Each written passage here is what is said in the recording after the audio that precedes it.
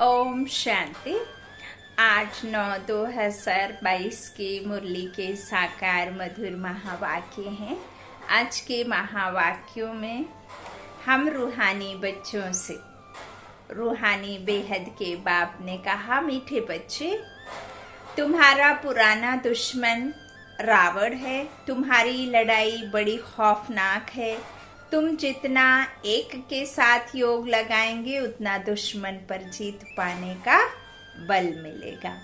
प्रश्न है, तुम ब्राह्मणों की डिपार्टमेंट दुनिया के मनुष्यों से बिल्कुल ही भिन्न है, कैसे और कौन सी? उत्तर में बाबा ने कहा, तुम ब्राह्मणों की डिपार्टमेंट है श्रीमत पर पावन बनना और बनाना। तुम योग बल से अपने पापों को भस्म करते हो। तुम्हारी सब मनोकामनाएं बाप पूरी करते हैं। मनुष्य तो जो कुछ करते उससे नीचे ही उतरते आते, रिद्धि सिद्धि आदि सीख लेते हैं, परंतु पतित तो बनते ही जाते हैं। गीत है, हमारे तीर्थ न्यारे हैं। ओम शांति। इस पुरानी दुनिया में रहते हुए तुम बच्चों का इस पुरानी दुनिया से कोई नाता नहीं रहा है। तुम नई दुनिया के लिए पुरुषार्थ कर रहे हो, बेहद के बाप से वर्षा लेने। जब तक स्थापना हो तब तक भल पुरानी दुनिया में बैठे हैं, परंतु तुम्हारा सारा ध्यान स्वर्ग की सच्ची कमाई तरफ है। बुद्धि योग कहाँ लगा है? शांति धाम और सुख धाम की ओर। तो विनाश तो होना ही है, यह भी बुद्धि में अच्छी रीति बैठा हुआ है। तो आसार ऐसे देखने में आते हैं, यह भी जानते हो कि इस रुद्र ज्ञान यज्ञ से विनाश ज्वाला निकली है। जरूर हमारे अथवा भारत के कल्याण के लिए यह महाभारत लड़ाई लगनी है। अभी वास्तव में तुम किससे लड़ाई नहीं करते हो, तुम तो डबल अहिंसक हो। तुम्हारे पास ना काम की ना क्रोध की हिंसा है। मुख्य हिंसा काम की कही जाती है। यह तो है ही पतित दुनिया। किस कारण पतित बने हो? विकार के कारण। यह काम विकार आदि मध्य अंत दुख देता है। क्रोध के लिए नहीं कहा जाता। अपवित्रता और पवित्रता की बात है। अपवित्र होने से दुखी होते और पवित्र होने से सुखी हो जाते। तो ये सुख दुख का जो खेल है वह है ही अपवित्रता पर और पवित्रता पर। काम ही सबको धोखा देता है। इस काम पर ही अबलाओं पर अत्याचार होते हैं। एक पवित्र बने दूसरा ना बने तो झगड़ा हो पड़ता है। बाप कहते हैं दोनों को प्रतिज्ञा करनी है ज्ञान चिता पर बैठने की। वह काम चिता पर बिठाते हैं बाप, वह स्वतः कैंसिल कराते हैं। अब पवित्र दुनिया स्थापन होती है तो वह सौदा कैंसिल करना पड़े। ज्ञान चिता पर बैठने से पवित्र बन पवित्र दुनिया के मालिक बनेंगे। तुम्हारी भी लड़ाई है। उस बाहुबल की लड़ाई से वास्तव में तुम्हारी लड़ाई बड़ी खौफनाक है, क्योंकि रावण तुम्हारा बहुत पुराना दुश्मन है। कोई एक जन्म की बात नहीं है, जन्म जन्मांतर रावण तुम्हारा दुश्मन बना हुआ है। तो उस पर जीत पानी है। जितना एक के साथ बुद्धि योग लगाएंगे तो बल मिलेगा, और वो बुद्धि योग किसके साथ लगाना है? सुप्रीम सोल के साथ, और वही सर्वशक्तिमान ऑलमाइटी गॉड। तो ऑलमाइटी गॉड से आप जब बुद्धि योग लगाएंगे, उससे जुड़ेंगे, उसकी याद में रहेंगे, तो उसकी शक्तियां आप में भरती जाएंगी। उन शक्तियों से फिर आपको बल मिलेगा। सारा मदार है श्रीमत पर चलने का। श्रीमत कहती है कि गृहस्थ व्यवहार में रहते सर्व गुण संपन्न 16 कला संपूर्ण बनना है। आत्मा को ही बनना है। आत्मा 16 कला संपूर्ण थी। अब वह 84 जन्म लेते लेते नीचे उतरती है। अब एक आत्मा इतने सारे शरीर और इतने सारे शरीर में आके फिर वो 84 जन्म लेती है। तो फिर आत्मा तो नीचे उतरेगी ही, धीरे धीरे उसकी कलाएं कम होती हैं। ये तो ड्रामा का भी नूंद है। तो जरूर बच्चे जानते हैं, देवी देवताओं का राज्य था, राम राज्य स्थापन हुआ, राम नाम रख दिया है। वास्तव में नाम शिव है, शिवाय नमः कहते हैं, रामाय नमः नहीं कहते हैं। शिव बाबा अक्षर बहुत राइट है, राम को बाबा कोई कहते नहीं, शिव को बाबा कहते हैं। राम यानी परम पिता परमात्मा, ना कि रघुपति राघव राजा राम।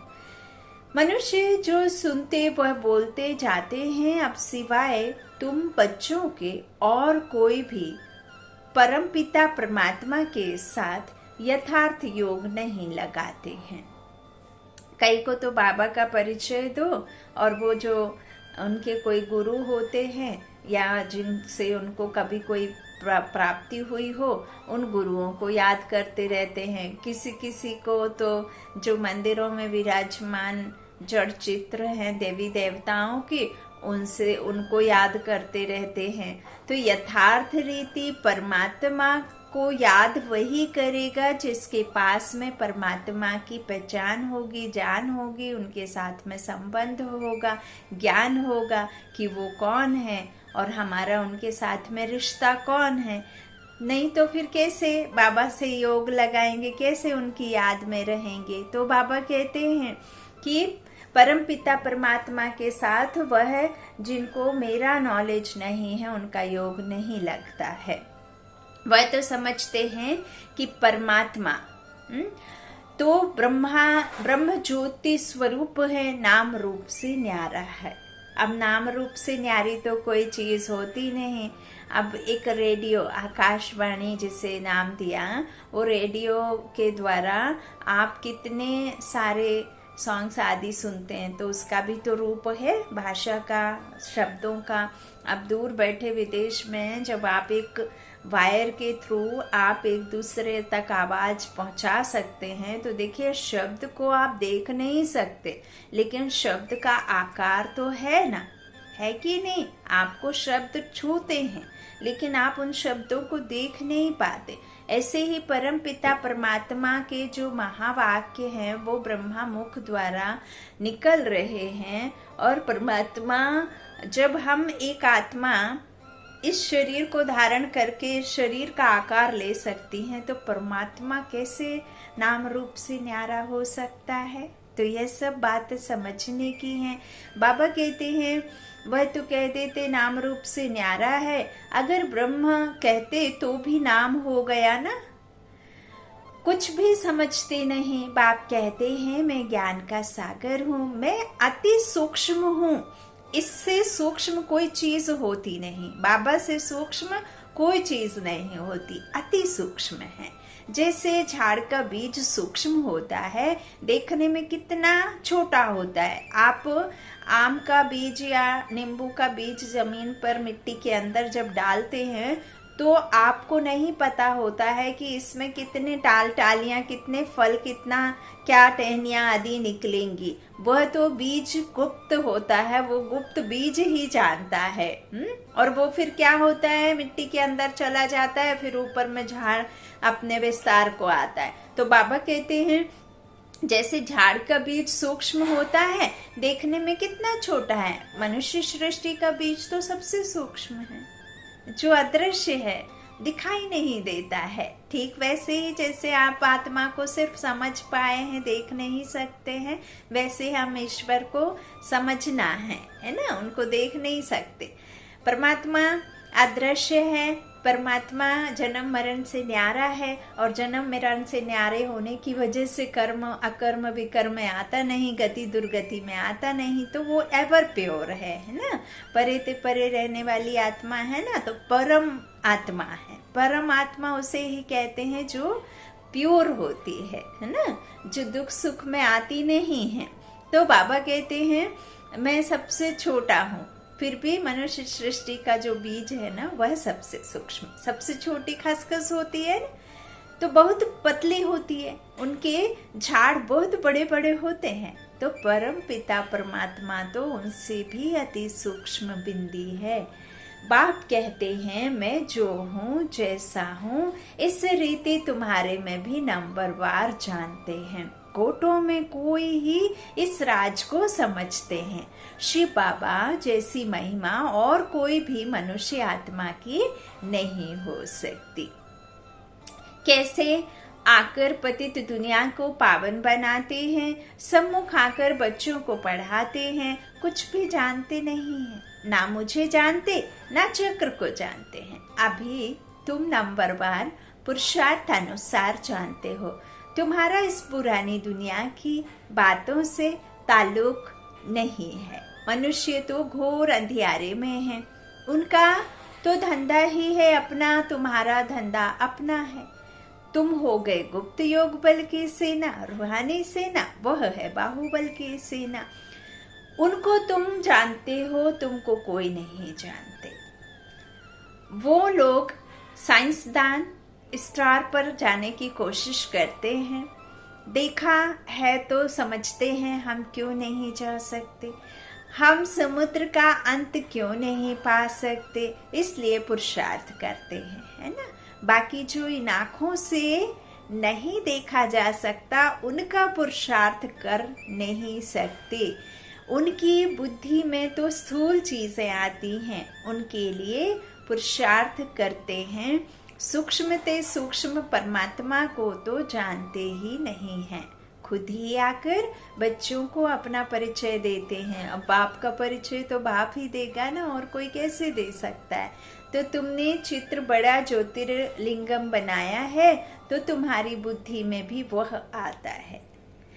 बाप बच्चों को समझाते रहते हैं कि जैसे बाप की गतिमत न्यारी है वैसे तुम्हारी सदगति की मत सारी दुनिया से न्यारी है। तुम्हारा और कोई बात से ताल्लुक नहीं है। तुम बच्चे सच्चे ब्राह्मण बने हो। ब्राह्मणों का विस्तार तो कुछ है नहीं। वो ब्राह्मण लोग कहेंगे हम ब्रह्मा की औलाद हैं। ब्रह्मा तो हुआ प्रजापिता और वह तो यहाँ चाहिए, तो उनका बाप कौन? वह तो कोई जानते नहीं।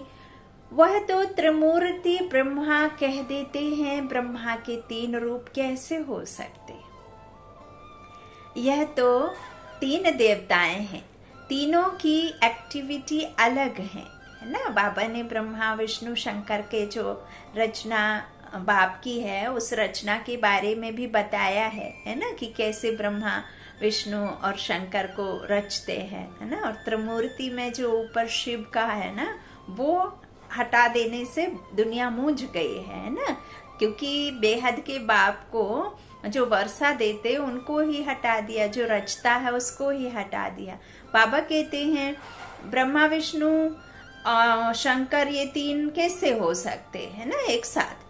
तो वो तो तीनों अलग अलग है, उनकी एक्टिविटी भी अलग है। रचयिता तो एक ही शिव है।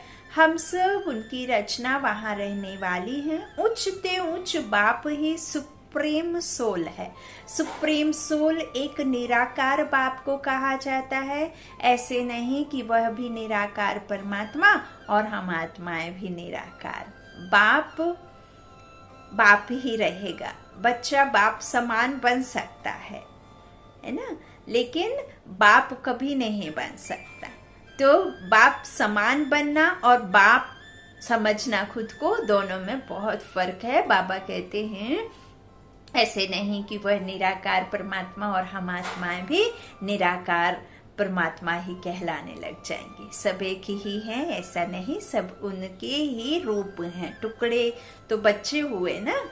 तो बाबा कहते हैं तुम जन्म मरण में आते हो, इसीलिए तुम क्या करते हो? सुख दुख में आते हो। मैं तो हूं ही सुख देने वाला। तो बाप अलग हैं और बच्चे अलग हैं। तुमको बाप ने नॉलेज दी है, और शास्त्रों में तो यह बातें हैं नहीं कि ब्रह्मावंशी ब्राह्मणों को परमपिता परमात्मा बैठ पढ़ाते हैं। परमात्मा ने आकर यह ब्रह्मा मुख वंशावली रची है। जब चक्र पूरा हो संगम होता है तो बाप आकर पतित दुनिया की अंत और पावन दुनिया की आदि करते हैं। पावन दुनिया की शुरुआत और पतित दुनिया का अंत। तो जरूर संगम पर ही आना पड़े। पावन बनने में टाइम लगता है, आधा कल्प से सिर पर पापों का बोझा है। योग अग्नि से जो आत्मा में खाद पड़ी है, बाबा कहते वह निकलती है। तुमको सतो प्रधान बनना है। हम जो पतित बने हैं, याद से ही हम पावन बनते जाएंगे। कितना सहज है। हमको फिर से 84 जन्मों का चक्र लगाना है। बच्चों को यह नॉलेज मिली है। बाप भी कहते हैं हम तुमको फिर से राजयोग सिखलाने आए हैं। कल्प कल्प आते हैं, आते रहेंगे और आया हूँ। बाप वर्षा देते हैं, रावण श्राप देते हैं। यह बाप ही बैठ समझाते हैं। इस समय बाप आकर सब मनोकामनाएं पूरी करते हैं। अशुभ कामनाएं तो माया पूरी करती है।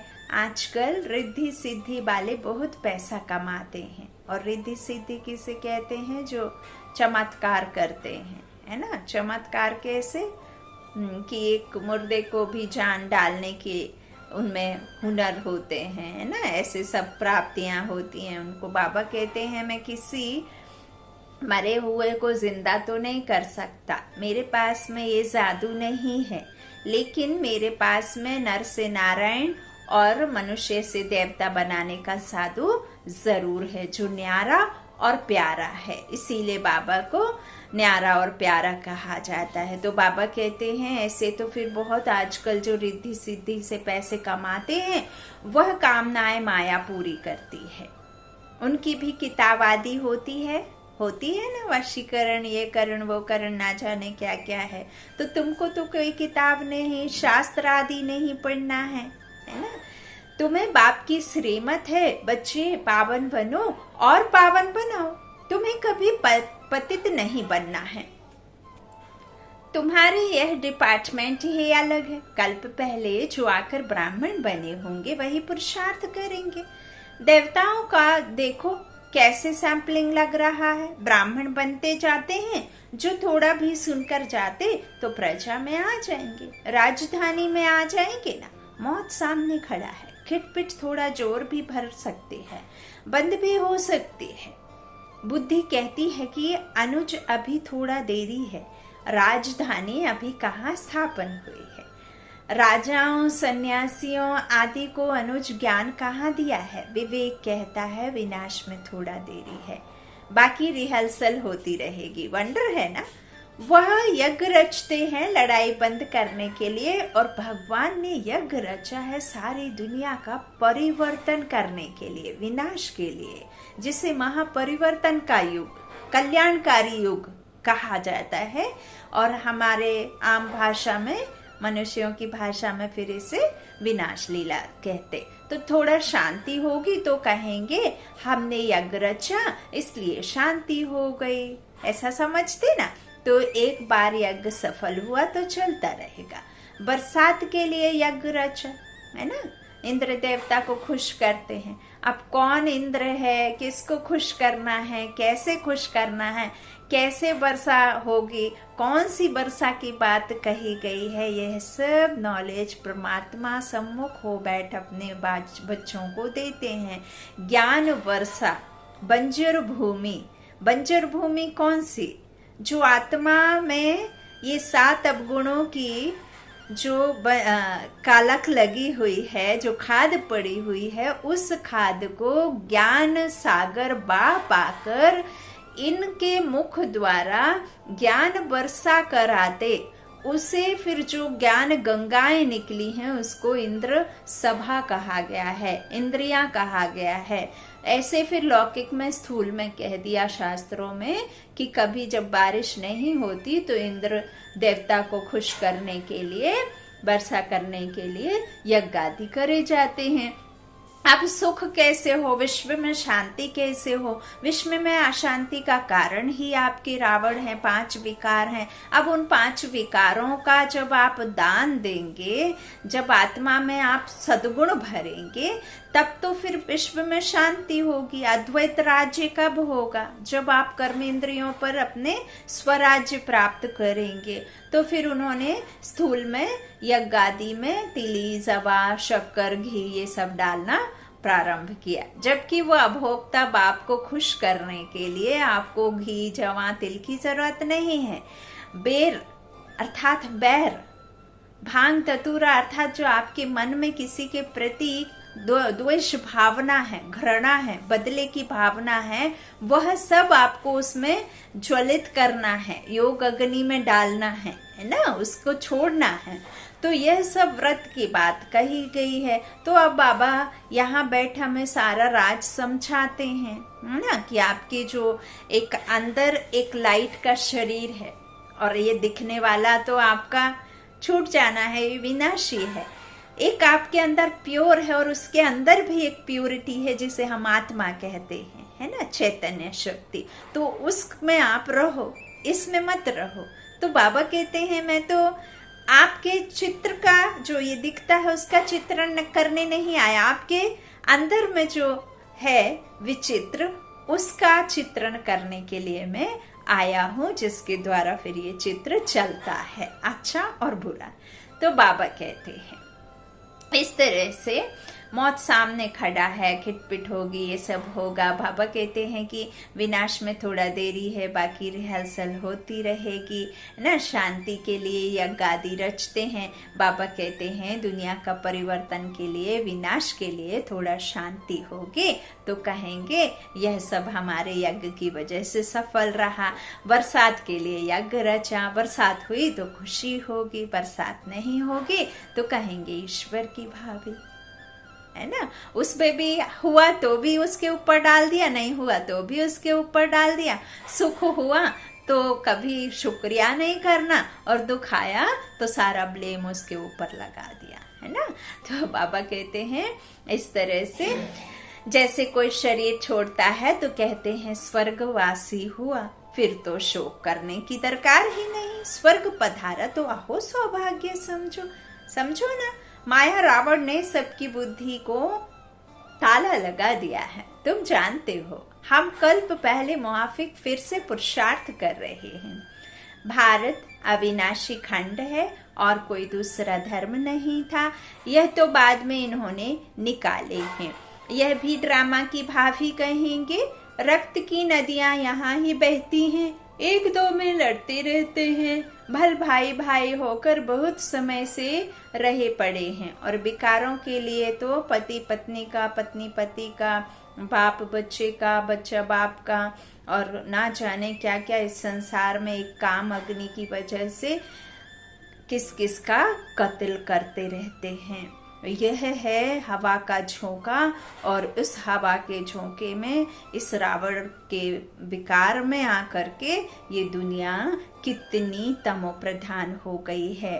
बाबा कहते हैं भल भाई भाई होकर बहुत समय से रहे पड़े हैं, परंतु हिंदू और मुसलमान धर्म तो अलग अलग है ना, वह आए ही बाद में है। तो लड़ाई इन्हों की आपस में है, तुम्हारा इससे कोई ताल्लुक नहीं है। तुमको अपनी सर्विस में तत्पर रहना है। सिर्फ 3 पैर पृथ्वी के यह रूहानी हॉस्पिटल खोलना है। बाबा लास्ट मंथ से यह बात बार बार रिपीट कर रहे हैं कि आपको 3 पैर पृथ्वी के रूहानी हॉस्पिटल खोलना है लेकर के, फिर धीरे धीरे वृद्धि होती जाएगी। जैसे हमारा माउंट आबू में भी बहुत छोटा सा था, समझते थे कि यहाँ कैसे ये तो इतना बड़ा बना दिया है, यहाँ तो कोई आएगा ही नहीं, ऐसे सब है ना। लेकिन देखिए बाबा तो जानता है ना कि कितना कम पड़ने वाला है ना। तो बाबा कहते हैं वृद्धि होती जाएगी, बूंद बूंद से तालाब ऐसे होगा ना। घर में भी यह चित्र रखो, बेहद के बाप से 21 जन्मों का वर्षा कैसे पा सकते हो, आओ तो समझाएं। मौत तो सामने खड़ा है, अब सिर्फ बेहद के बाप और वर्षे को याद करो।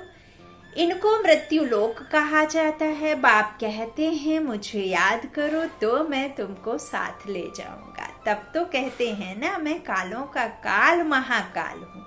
अकाल तख्त है ना, अकाल तख्त जिसका कोई काल नहीं, जिसका कोई मरने वाला मराने वाला नहीं है, आत्मा जिसका कोई काल नहीं है, तो वो इसीलिए भ्रकुटी के बीच विराजमान होती है, फिर उसे अकाल तख्त का नाम दिया है ना। तो बाबा कहते हैं मैं कालों का काल महाकाल हूँ, अकाल तख्त है ना, तुम अकाल आत्मा हो। बच्चे समझते हैं कि हम इस दुनिया से बिल्कुल न्यारे हैं, यहाँ पढ़ाने वाला विचित्र है, आत्माओं से बात करते हैं, आत्मा ही सुनती है, आत्मा ही इस मुख द्वारा सुना रही है, आत्मा इन कानों द्वारा सुन रही है। हम आत्मा इस शरीर से यह करते हैं, आत्मा को रसना मिलती है, आत्मा ही कहती है यह मीठा है यह खट्टा है, आत्मा में ही संस्कार रहते हैं, शरीर थोड़े ना कहता है। तो आत्माओं को पाप कहते हैं, अब घर वापस जाना है, तुमने 84 जन्म लिए हैं, अब यह शरीर छोड़ना है, इनसे ममत्व निकालना है। सर्प भी ममत्व नहीं रखता है, पुरानी खाल छोड़ नए ले लेते हैं, तुम्हारी भी यह पुरानी हल है, इसको ऐसे ही छोड़ देना है। भ्रमरी का भी मिसाल तुम्हारे से लगता है। वास्तव में सन्यासी यह मिसाल दे नहीं सकते, ये इस पतित दुनिया में सब बिकारी कीड़े हैं। भल वो बचपन से भी यदि सन्यास धर्म लेकर के जाते हैं और पवित्रता का व्रत पालन करके रहते हैं, लेकिन उनका जन्म तो कोख से हुआ ना, विकारों से हुआ, तो फिर उन्हें कैसे कह सकते हैं पावन, है ना। तो पतित दुनिया में सब विकारी कीड़े हैं। तुम ब्राह्मणियां उन्हों को भू भू कर पतित से पावन बनाती हो, कहती हो शिव बाबा को याद करो, मनुष्य को देवता बनाने की जादूगरी है, जादूगर, सौदागर, रत्नागर, यह सब उनके नाम है। अच्छा, बच्चों को समझाते तो बहुत हैं, फिर भी कहते हैं बाप और वर्षे को याद करो। बाप कहते हैं अगर तुम एक बार मुझ पर बलिहार जाएंगे तो मैं 21 बार तुम पर बलिहार जाऊंगा। वाह बाबा वाह, एक बार बाबा कहा और बाबा 21 बार बलिहार गया। तो यह सौदा तो अच्छा है ना, शिव बाबा तो दाता है, तुमको युक्ति बतलाएंगे कि ममत्व कैसे निकालो। गृहस्थ व्यवहार में रहते श्रीमत पर चलो, इसमें पवित्रता है फर्स्ट। यह रूहानी यात्रा है, सारा मदार यात्रा पर है। मनुष्य तो ढेर के ढेर जिस्मानी यात्राएं करते रहते हैं, तुम्हारी एक ही रूहानी यात्रा है जो रूह बैठ रूहों को सिखलाते हैं। वो रूह इनमें बैठ हम रूहों को सिखलाती है ना। इसमें सारी बुद्धि की बात है। तुम बच्चों के पास दुख आ नहीं सकता, तुम जानते हो इतना बड़ा विनाश हमारे लिए हो रहा है, तो तुम्हें अंदर में ह्रास दुख नहीं है आ सकता, अगर आता है तो कच्चे हैं, ज्ञान की पूरी अवस्था नहीं है। अच्छा, मीठे मीठे सिकीलाधे बच्चों प्रति माता पिता बाप दादा का याद प्यार और गुड मॉर्निंग। रूहानी बाप की रूहानी बच्चों को नमस्ते। हम रूहानी बच्चों की रूहानी माता पिता बाप दादा को याद प्यार और गुड मॉर्निंग। शुक्रिया बाबा, मीठे बाबा, प्यारे बाबा, सबका साथी सबका सहारा।